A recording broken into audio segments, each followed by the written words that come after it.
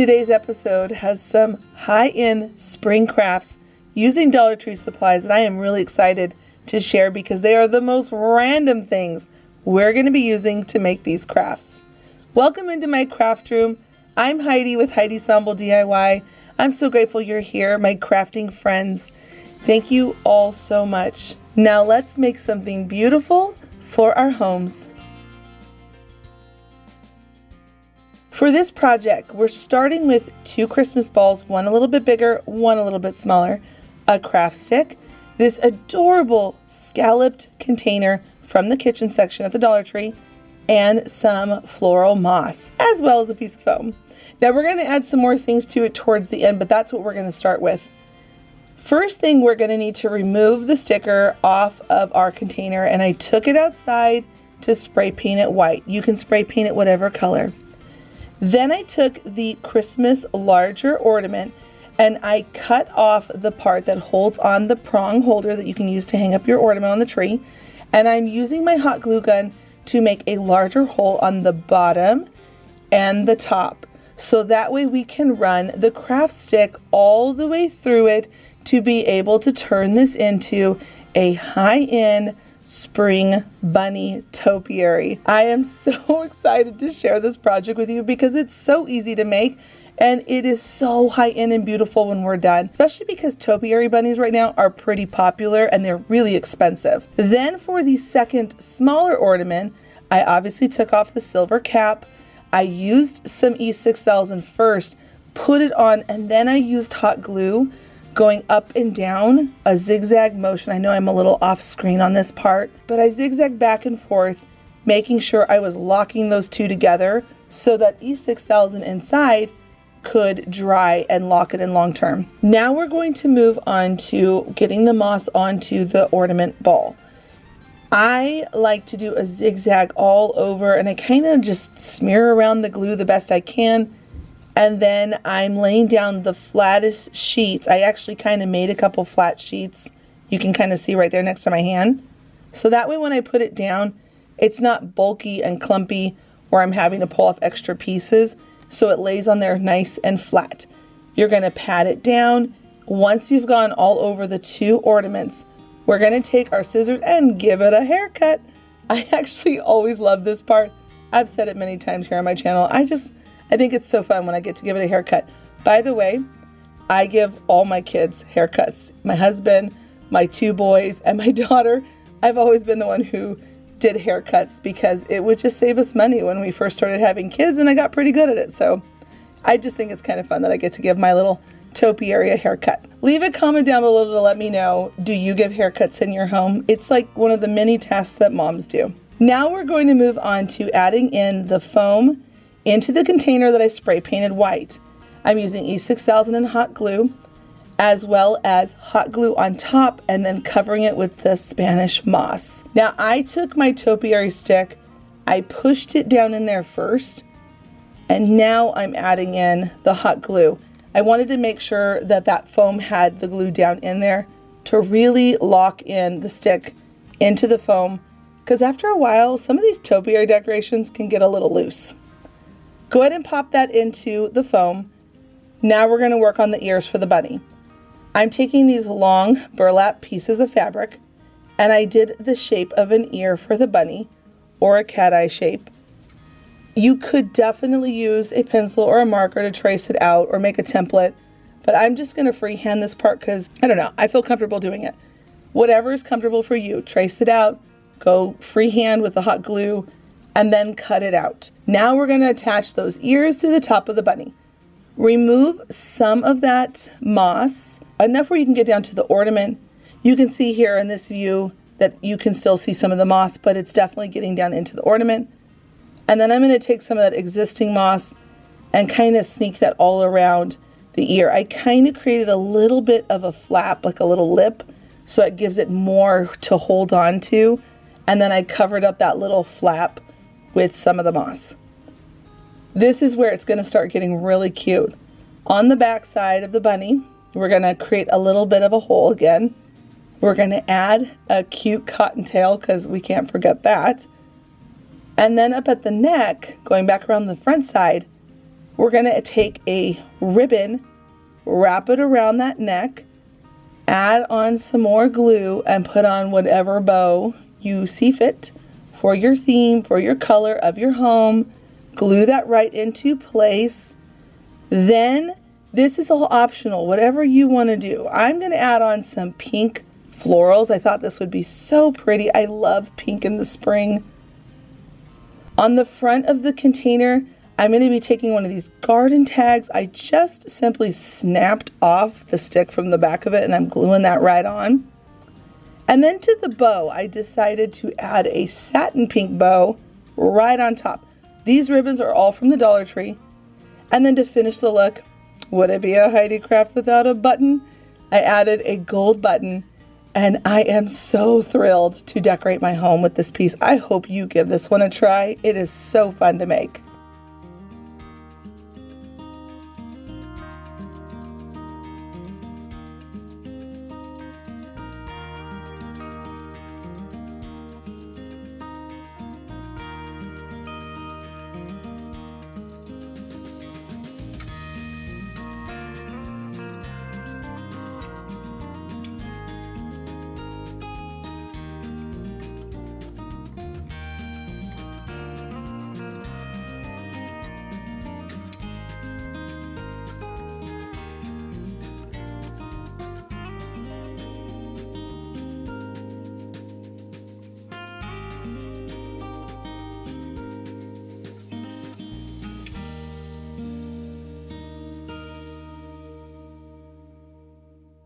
For this project, we're going to be using this oh so popular house, as well as these tile stickers. We're going to take it outside, give it some spray paint, paint it whatever color you want. I'm going to be painting mine white because, well, I like Farmhouse, but do whatever you want. And then we're going to trace the house onto that tile, and we're going to cut it out. Now, friends, I have been enjoying getting out my old scrapbook supplies. And I will say, not all of it's old. There have been new collections that have come out that I have purchased at Joann's. By the way, oh friends, Joann's is closing. I don't know if you've heard the news, but I definitely went to Joann's the other day and I bought a bunch of fabric. Just one last purchase before they close, and some other supplies that I know I really like getting at Joann's. Anyway, so if you're mourning that loss with me, leave a comment down below. It's so sad. They've always been around my whole childhood. So I went ahead and cut out that tile piece I needed for the house. I painted the house white, and now we're going to do a little bit of distressing. I'm going to be using a brown because I want to keep this shabby chic farmhouse, we'll say. I really love that look for spring because pink is just so perfect with shabby chic, and it just looks so beautiful. I'm now going to get some of this scrapbook paper because I just can't help myself. I am enjoying having scrapbook supplies here in my craft room and using up stuff that I've had on hand for a while and showing some ideas for all of you, because if you didn't know, I used to be in the scrapbook industry about 10 years ago. And I loved being in that industry. Anyway, I'm now going to cut out a whole bunch of different papers. For the first paper, I kind of did a little tear on it. For the second paper, it's this tag, and I really loved this oblong floral ditzy print. So I did some fussy cutting all around it. And now I'm going to use this tag paper. Oh, you want to make me happy as a crafter when I get out scrapbook paper? Give me a good tag paper, because I can make some fun things with tags and cutting them all out and layering them. I really love layering and scrapbooking. Now I'm going to glue on all these pieces. I glued down the text dictionary paper. I'm gluing down that paper I fussy cutted, and you're going to notice I'm going to pull it a little bit off to the side because I really loved how it was hanging over the side and wrapped around the house. I love that it gave a little interest on the side of the house. Can you tell I love paper? I love paper, like a lot. Now I'm going to take that pink tag, and I decided I wanted to actually tuck it at the very bottom. I love the idea of it sticking out like a little pile of papers that just kind of gathered together, I don't know. I'm gonna glue that part at the top, add on that other pink tag, and I'm still just kind of playing with it as I'm going. I know what I'm going for in my head, and when I see it, I like it, I glue it down. Gluing down that other pink tag, I've got this darling stamp. I'm gonna glue that down. By the way, I used to collect stamps when I was a kid. Anyone else collect stamps when they were a kid? I actually had like an old scrapbook, and I used to cut my parents' mail apart when they would get mail, especially when they were really cool stamps from somewhere far. I'm gonna glue down that other part of that tag that I ripped apart earlier and sneak that underneath the bottom so it looks like a really long tag coming through. I just thought it was so pretty how it looked. Now I'm gonna take some twine because I wanna add in some more texture.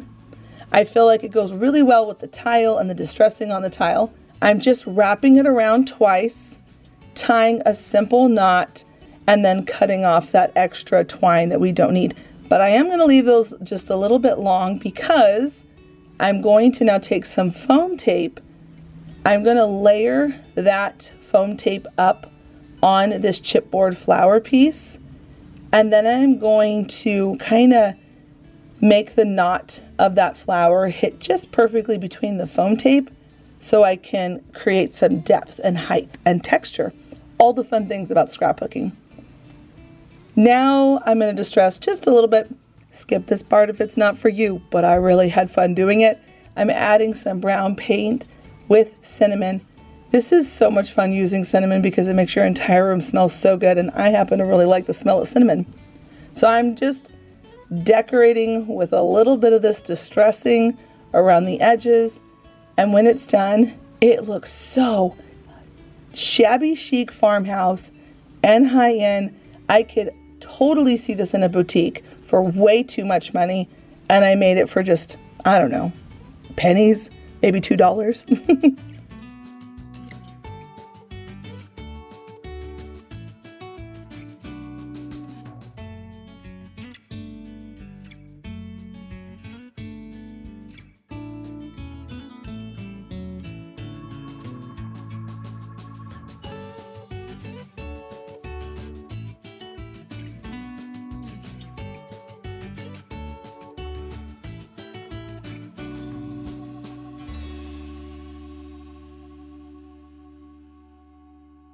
For this project, we are using 2 3D wreath forms, a zip tie, some rope, some twine, and some chess pieces because we're going to use these as if they are little finials on top of some bird cages. Now these wreath rings, if you've ever worked with them before, you know there is a connection point that was soldered together.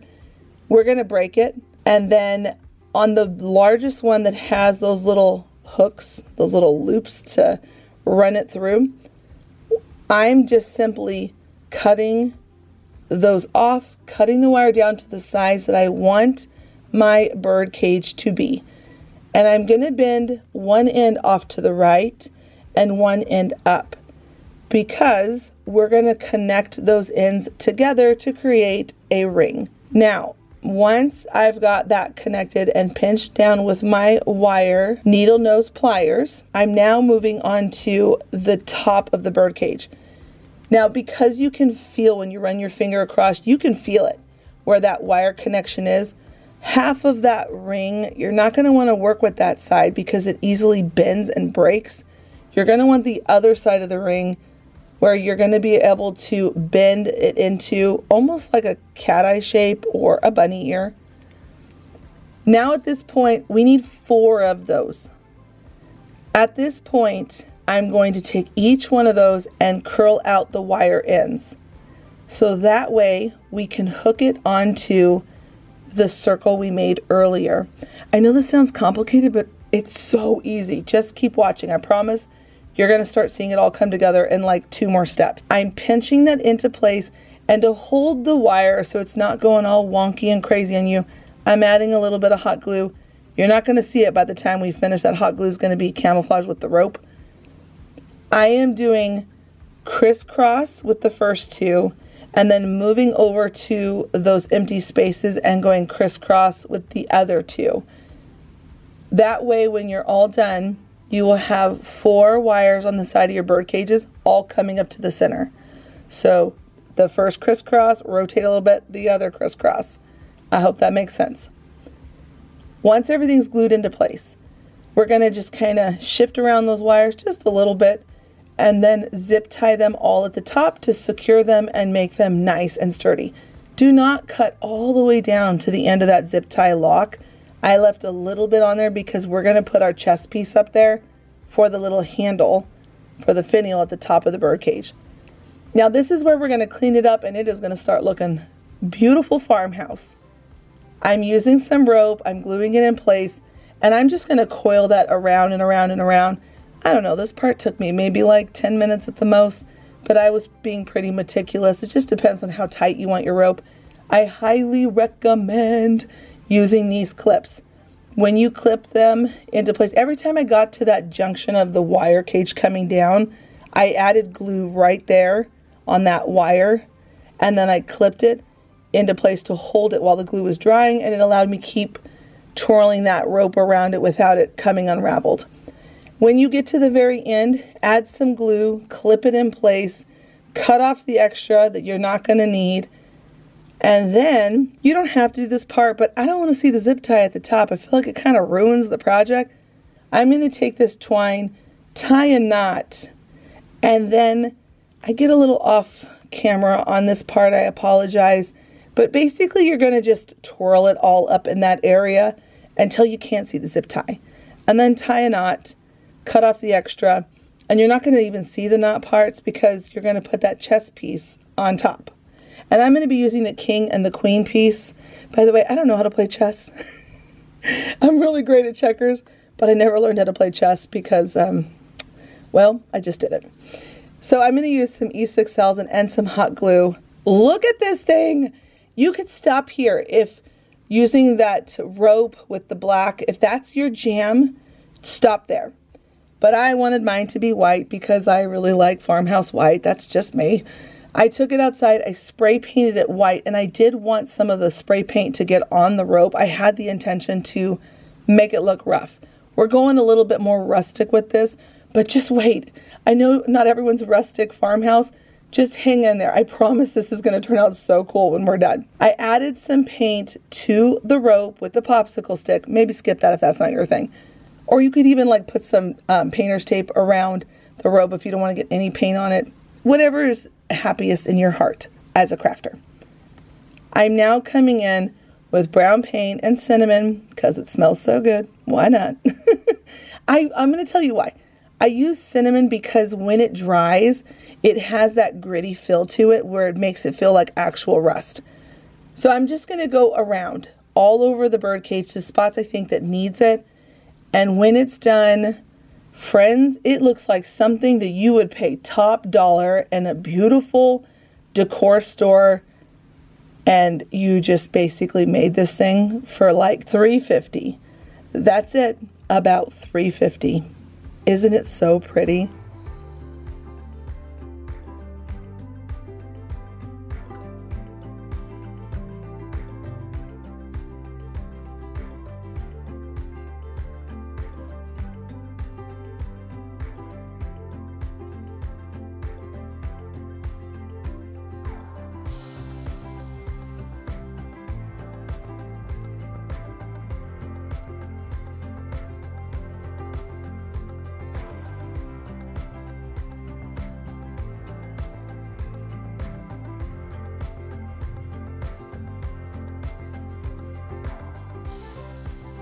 My heart is always so overjoyed every time you visit with me here in my craft room, so thanks for doing that today. It means so much. I really hope you give some of these projects a try because they touch all different areas of home decor, DIYs, wire, Christmas ornaments, scrapbook paper, painting, distressing, whatever it is. I hope you give them a try. Friends, thanks for being here today. Please don't forget to give this video a thumbs up. I'm going to recommend this video right here, just in case you missed it the other day. And until the next episode, bye friends.